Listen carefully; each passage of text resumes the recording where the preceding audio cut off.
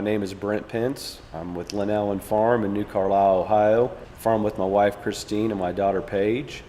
We farm about 2,800 acres in Clark, Greene, Champaign, and Miami counties. Hi, I'm Greg Luffel. I live near St. Mary's, Ohio. I farm corn, wheat, and soybeans. We raise about 6,000 head of hogs each year on contract. My name is Richard Seibert. This is Old Glaze County, Salem Township. A little bit about our operation. It's mostly centered in Salem Township. We farm over 2,000 acres, corn, beans, and wheat. Keep wheat in a rotation for water quality and that sort of thing, rotation. Cattle.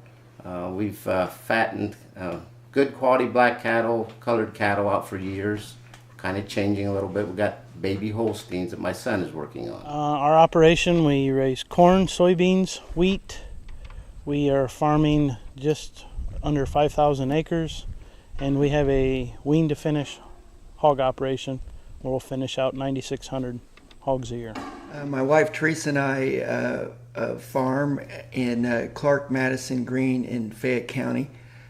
We have two sons that work with us and have their own acreage, but we more or less work cooperatively with them.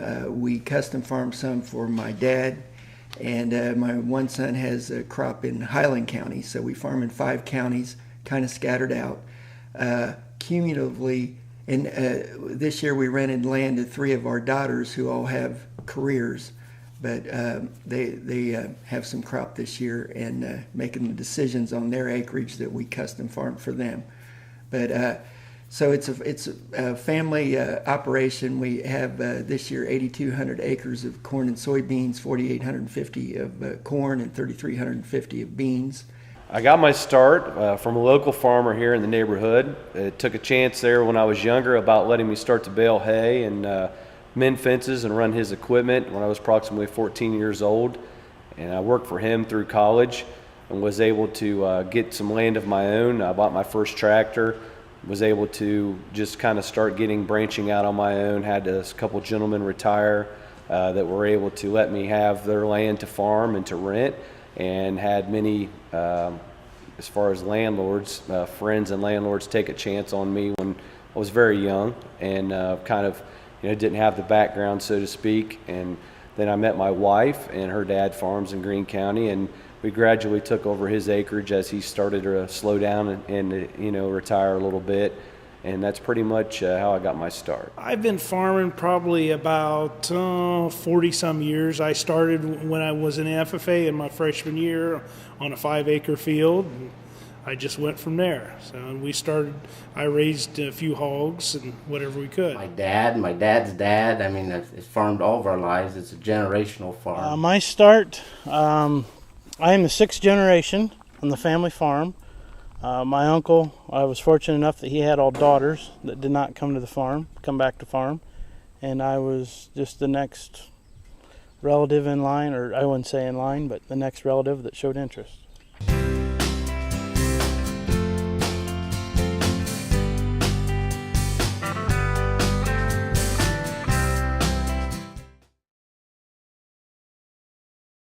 My dad and my father-in-law have Bill and Jimmy and Cody, and I have a couple other employees as well that help and the part-time, in the seasonal work. And we're very fortunate to have the people that we have around here to make this run smoothly, because especially like coming off the season that we've had with 2011 with the spring and the fall, it was very tedious work, and trying to get things done, it was a challenge, and I felt like we worked really good as a team together.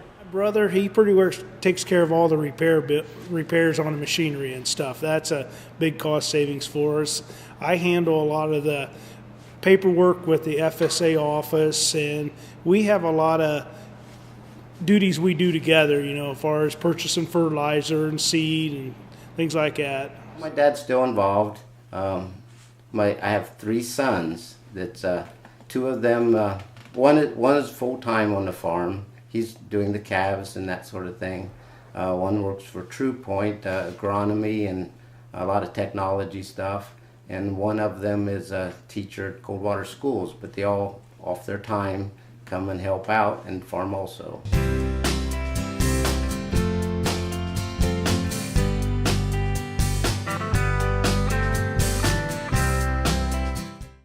I think that we face a challenging market, a challenging input costs, the margins. The last couple of years with the grain markets being up, I don't feel like you have the margins are a little tighter, but you've got a little more room for flexibility there. And as I think that we've had some meetings and discussed, I feel like we're all kind of of the same opinion that some leaner years are probably ahead. And as that goes through and comes to fruition, we need to make sure that we're utilizing every acre that we're farming. Hopefully the acres we're going to farm in the future, and work with Trupointe and Allied and make sure that we're able to utilize that system the best that we can. Well, right here, this year is with the livestock has been a problem getting rid of the manure we got this year. With the way the moisture's been, it's just really hard to.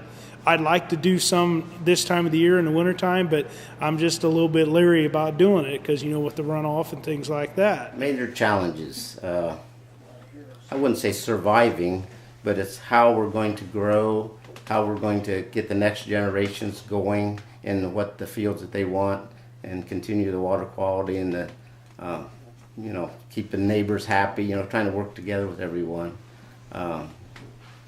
Challenges with, I guess, the legislations that's going to be towards us, and we are going to have to, deal with at those times. I think one of our next big challenges we're going to face with the escalating price of fertilizer and chemicals and everything is, I think, capital is going to be a huge challenge we're going to face, even to the front of owning land with the price of equipment. I think we're going to have to find partners to partner with that will be more interested in buying the land, and we'll purchase the equipment.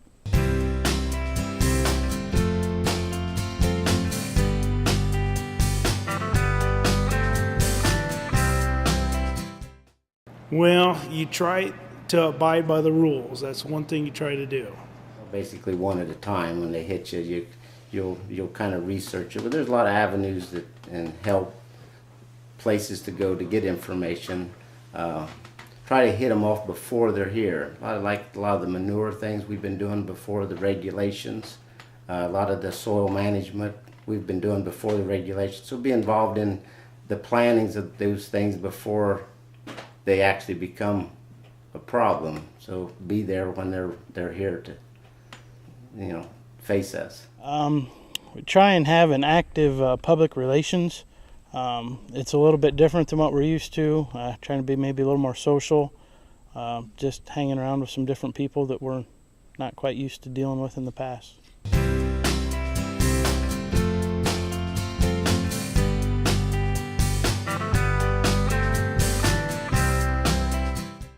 I would like to see as an operation, first and foremost, we need to probably improve on what we're doing now. I would say that as much as I think we're doing a great job and we're perfect, we're not. And there's things that we could probably update and do some different ways while working, just to get more bang for our buck, and some micronutrients and things of that nature that we're starting to work with in the corn with us being no-tillers.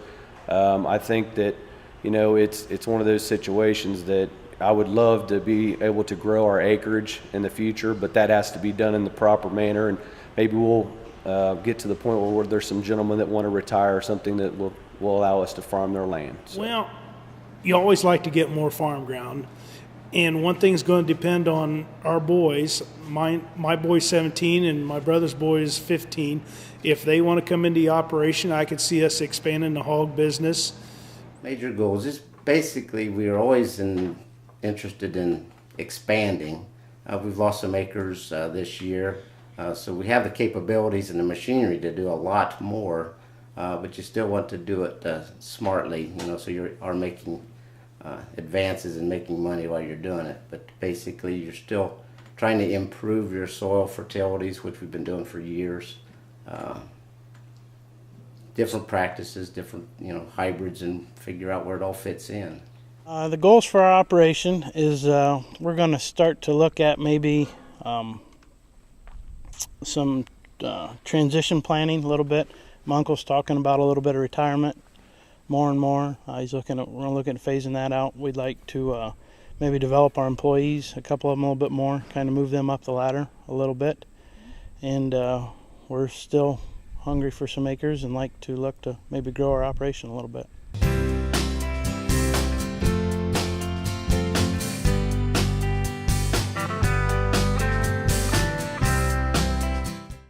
I think that right now, the reason that it'll take 3 to 5 years to get to those goals is that farming is a really great occupation to have now, and I believe that there's a lot of people that want to continue to farm. The older gentlemen that may have thought about retiring in the last couple of years, hey, let's face facts, we're making some money here, and it's a great time for that. And we just have to make sure that we wait it out, those situations. There's some older gentlemen we work with, and potentially we could gain some acreage. But, obviously, we don't know what the economy is going to do and those types of things, and we have to kind of let that play out in the next couple of years, because that'll help determine where our operation goes, I'm sure. Some of the biggest barriers is getting more land has become really difficult, with people bidding maybe more than it's worth, with the commodity prices being so volatile. We tend to maybe focus on more the safe side of things, and to be too aggressive to not compromise what we already have. So I don't know, just do a better job at what we're doing is probably. A lot of times capital would be a big barrier. With the price of machinery, we'd always like to have bigger machinery to cover more acres, but sometimes it's just not feasible.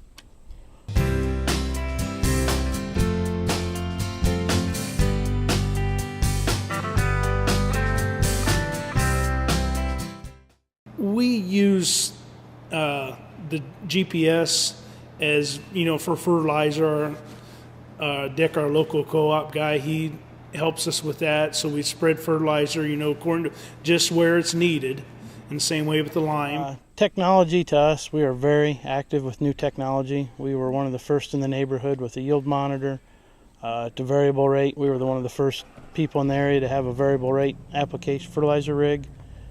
We are always trying to be on the very cutting edge with the new technology. Well, we've learned that we have to embrace it, and we are embracing it. And I went in, our operation is always based on a low-cost operation, and the successful farmers that have been mentors to me and that I've looked up to are frugal guys, and we've tried to operate that way. Before we spend $1, we want to make sure we're going to get $1 plus back, and we have used old equipment, and we really try to be frugal.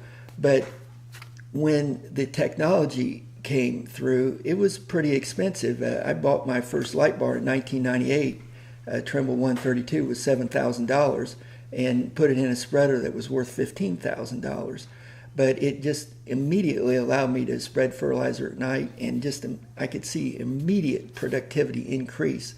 And so my boys have pushed me in some of the original purchases we've made in technology, but everything we've ever done has worked, and I can't show it on a piece of paper, the math, but I know that it's been beneficial. And we have I would say several or $100,000 of technology investment over the years. These guidance on tractors are $15,000 to $25,000 a piece, and so we have a lot invested, and it's all been good.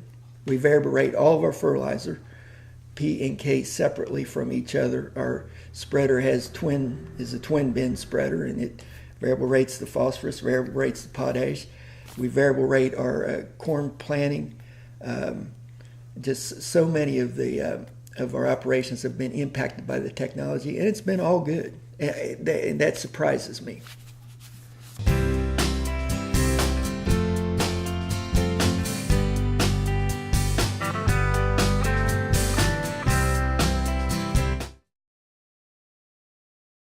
There's a lot of time spent back in the machine shop where my brother works on the machinery. We just stand around, talk, and just feed off each other's ideas. And there's a lot of open communication we have with each other. Well, because I'm a father, I guess, and kind of been in it a lot, it kind of settles mostly back on me.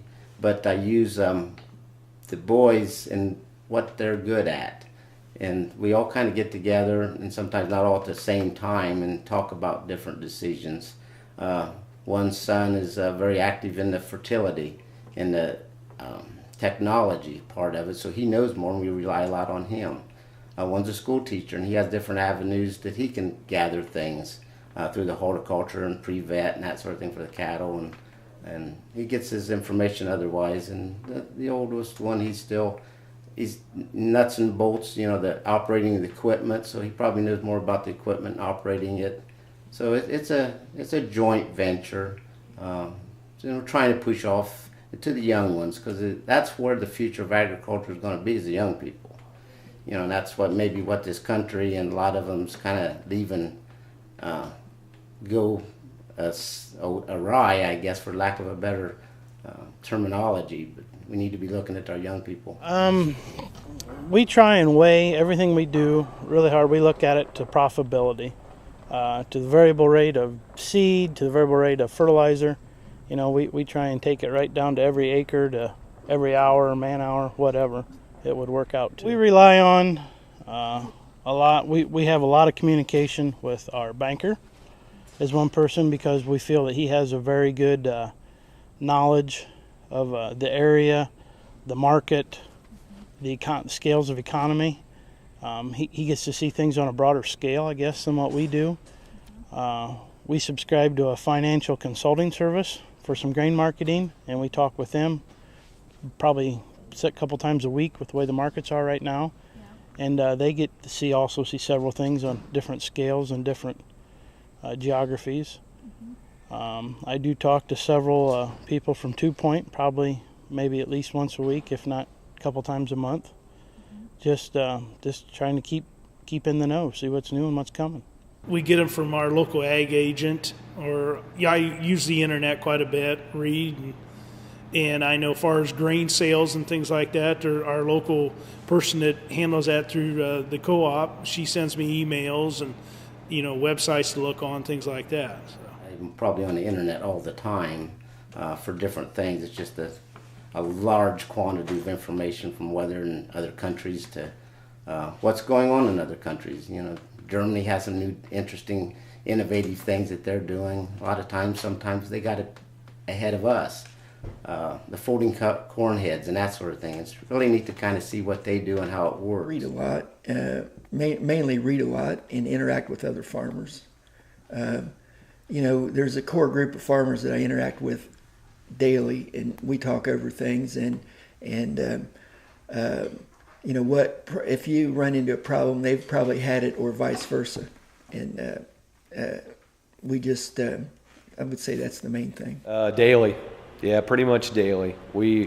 Seems like in the spring or the fall, when you're in the fields or you're harvesting or you're planting, maybe it's not as much as it is when you're in the winter time and you have the wintertime blues that you're trying to kill some hours of an evening. But yes, we use it daily. And like I said, with the smartphone, having that, you've got those apps where you can kind of alert you and that type of thing. So farming is not what it used to be, that's for sure. My 78-year-old father-in-law just shakes his head some days when we start talking about all this technology, so it's pretty amazing.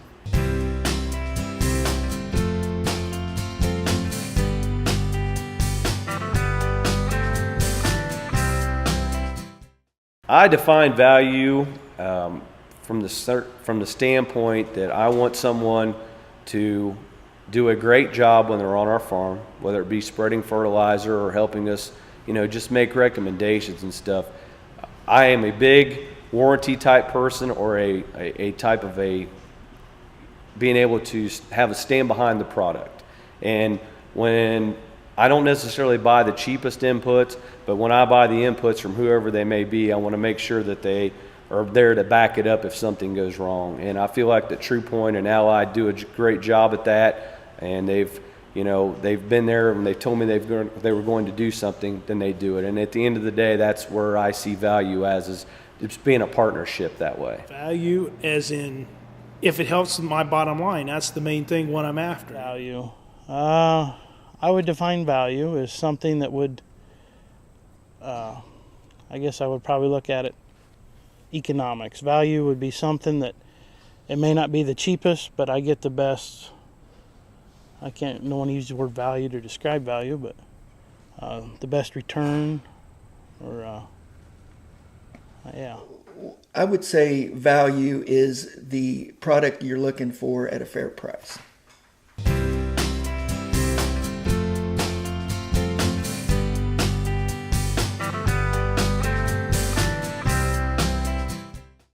I feel like that a partnership, as far as working with the fertilizer retail, the agronomy side, the grain merchandising side, is very much important. I feel like that I need to make sure that when we go to making our maps, our recommendations and stuff, I need to have somebody that I can trust that is looking out for our best interest as an operation, and not just, trying to create more revenue for the business. And I feel like the people that I work with are truly have that in their minds at all times when they're working with us, and they're trying to help us make an educated decision to make our business more profitable.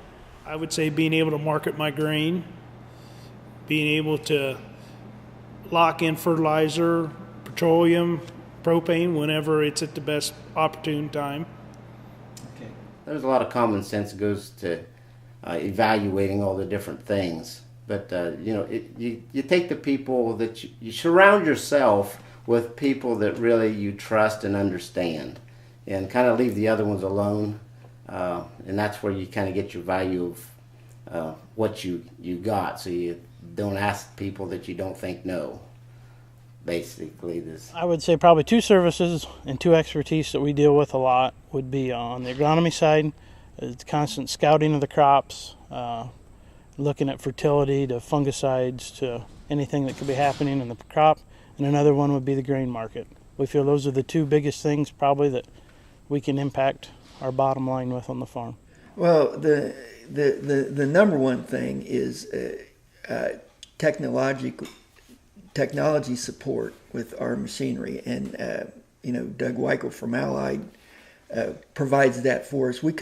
I tell everybody we couldn't farm without him, and that's a fact. But we're getting better at it as time passes, and the equipment's getting a little bit more user friendly. And I think we were one of the first farms in the state of Ohio on the state RTK system, and there was some problems with that, but that's all not too big, but that's all gotten smoothed out. And but when you don't have any markers on your planters and you lose RTK for a couple days, then you got to figure some things out. And so we had that about 2 years ago, and I don't think it'll happen again. But the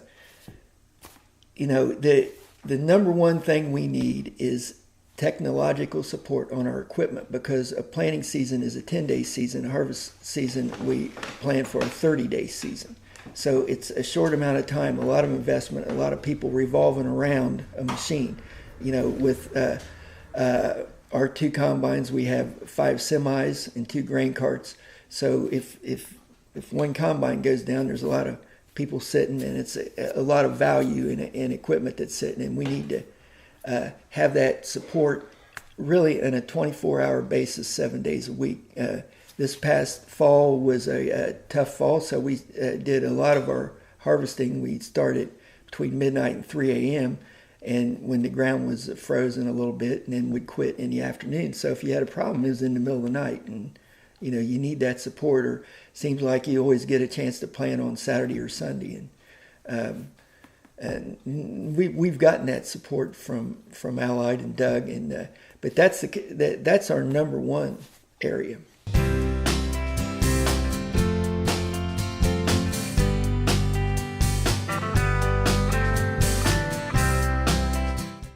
Well, as far as grain marketing, a lot of has to do is when you got a farm payment coming, when you got fertilizer bills, or when you plan sales around when the best for the time of the year. You know, you don't want to have a whole bunch of income on one year and none on the other year.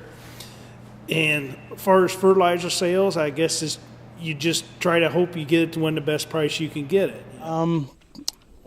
One of the things we look at, we never used to look at as much to the last couple of years, was the patronage.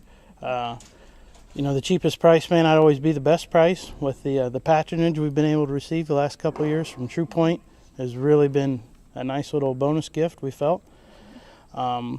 We also had a situation last spring that with the way the weather turned and everything, with going clear back to last fall, we were not able to get all our fertilizer applied, and we'd had everything bought through Trupointe.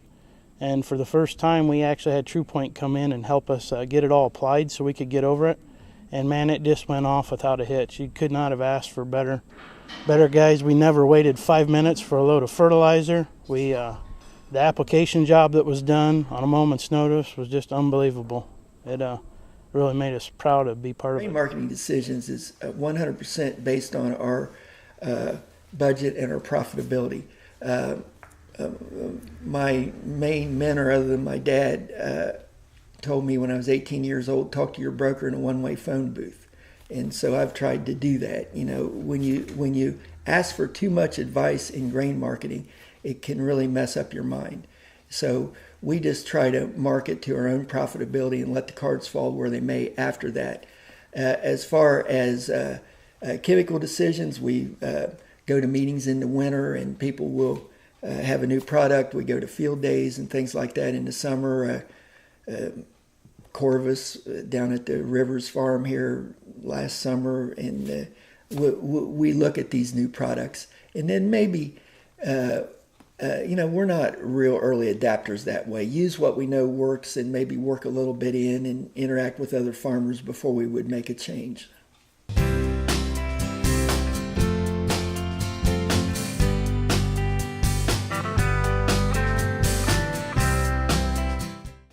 Pretty much, I deal a lot with Trupointe. I know I keep going back to that, but you know, I have people in those places, as I like to say. They're those pieces of the puzzle that I work with pretty much on a daily, if not every couple day basis, as far as trying to help me, you know, make some forward contracting if it were grain, or make sure that I'm locking in my fertilizer or my nitrogen needs or that type thing, and making sure that we're doing that in the right time of year, so that we're trying to get those input costs as low as we can get. Price and availability. For us, it's probably timeliness. It seems like every minute has got to count. I never would have believed we could haul fertilizer out of Botkins and keep our rig running up here nonstop and cover the acres that we do. But you know, as long as if it's feasible to go that distance and we can keep it going, we got to be productive.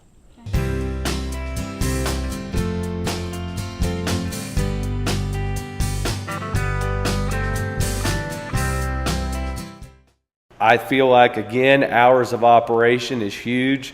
I have the utmost faith in Jim Archer to run that facility down there. We primarily deal with Medway, a branch of Trupointe. He is always there. It seems like, I think the man lives there at times, and I don't know why, but anyways, it really makes a difference. And then when I say hours is because we farm so much that we have to run a lot. And you know, weekends, that type of thing, Sundays.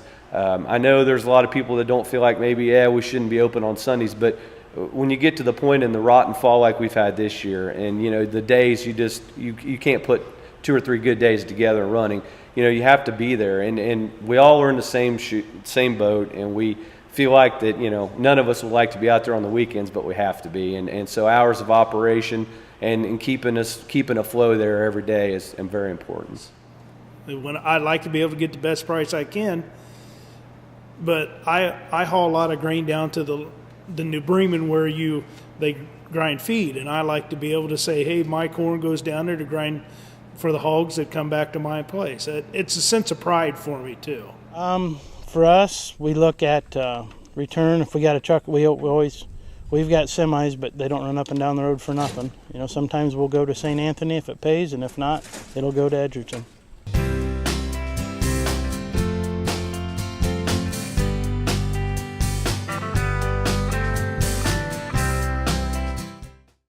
Yes, they do.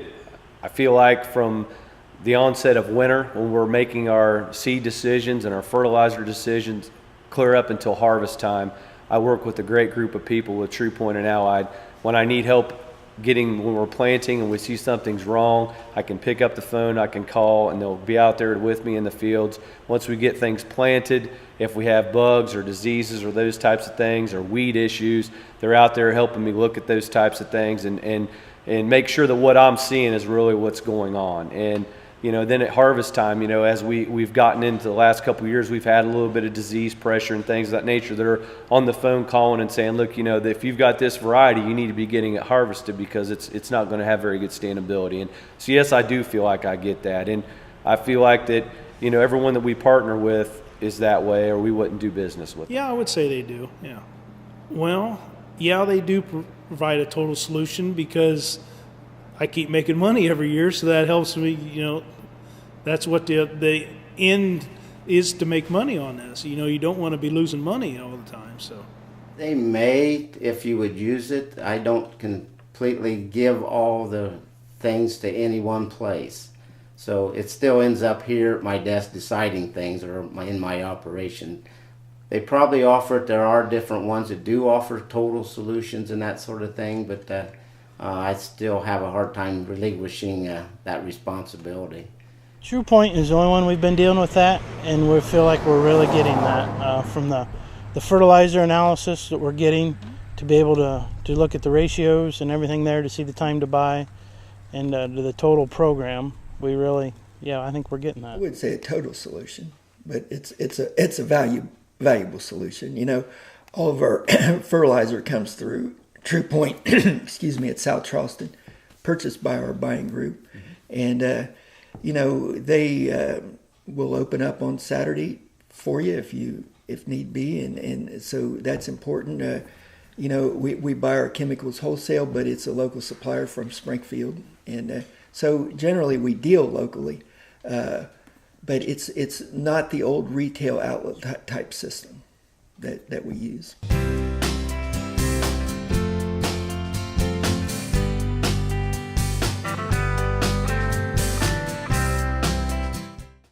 I would say, and I've said this before, our local suppliers is our employees. We have got the best employees in the co-op that you ever want to be around. They will help you out. They stay after hours. They are accessible by their cell phone. They're just really good employees. That's the main thing that I really like. What's their people? That's the most valuable thing that they can have, is people that you trust. They may not be your best friends, but you consider them friends because they're always looking out after your operation. Put on, I would say, informational meetings. Let us know about new technologies that's coming, different ways of handling products that will be coming down the road. Just trying to stay on the leading edge. They have they are available when we need them. Okay, on a Sunday night, and I was sitting in the house and I was tired and stuff, and I looked out and here's a local Trupointe propane truck pulling in to fill my tank up with propane that night. That really meant a lot to me. Sunday night, and he just showed up to fill up. He knew that I was probably needing propane, and that was really meant a lot to me. Really good services, timeliness, product. I mean, those are some of the best things that services would entail. Information's always a great one. Crop farming is very, very seasonal, and when you're planting or spraying, it's just extremely important that you need a supply. Now the farmer, has a responsibility to plan ahead to the best of his ability, but if you run short on something on Saturday, you need access to that. And if you have a machinery breakdown on Saturday or Sunday in the busy season, you need access to support on that. So, I think in larger operations, somebody should be on call. Over the years, we've tried to stick with Ag Leader as our equipment supplier because they were available. They were available for company support, and the others weren't after 5 o'clock on Friday.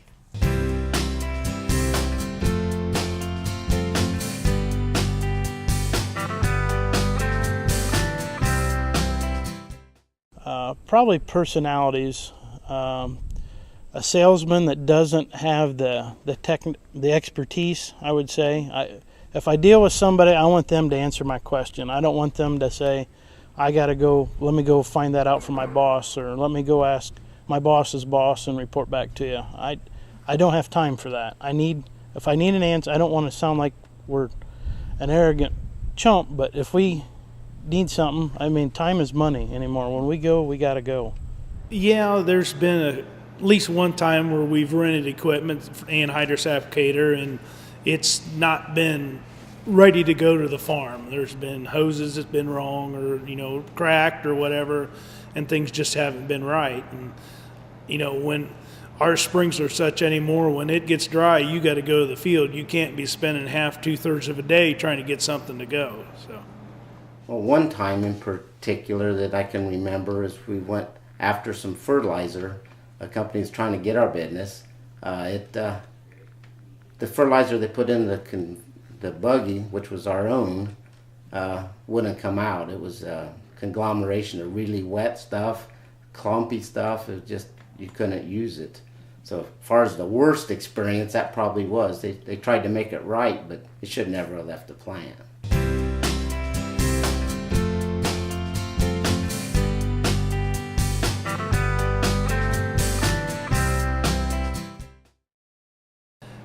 I really don't know if I can just say one thing. I think they do an excellent job, but yeah, I just think they do an excellent job. I can't really say anything that could do better. Honesty and communication. Don't tell me what you think I need to hear. Tell me the truth. If you can't be there today, tell me you're not going to be there today. Don't waste my time's just as valuable as yours. I don't do either of us any good to run up and down the road for nothing. I would say make it all menu driven and price based on how much a guy needed or how little.